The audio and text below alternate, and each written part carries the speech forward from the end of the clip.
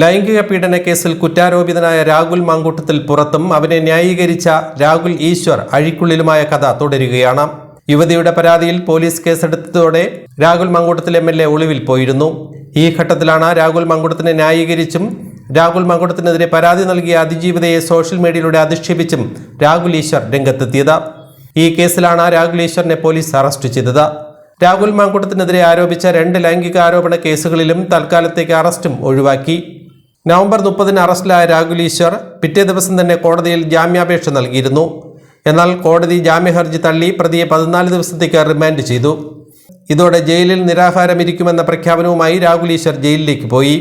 തന്റേത് പുരുഷന്മാർക്കു വേണ്ടിയുള്ള സ്വാതന്ത്ര്യ സമരമാണെന്നായിരുന്നു അദ്ദേഹത്തിന്റെ അവകാശവാദം. ജയിലിൽ നിരാഹാരം തുടർന്നതോടെ ആരോഗ്യനില മോശമായതിനെ തുടർന്ന് രാഹുൽ ഈശ്വറിനെ ആശുപത്രിയിൽ പ്രവേശിപ്പിച്ചിരുന്നു. ഇതോടെ ആഹാരം കഴിക്കാമെന്ന് സമ്മതിച്ച രാഹുൽ ഈശ്വർ നിരാഹാരം അവസാനിപ്പിച്ചു.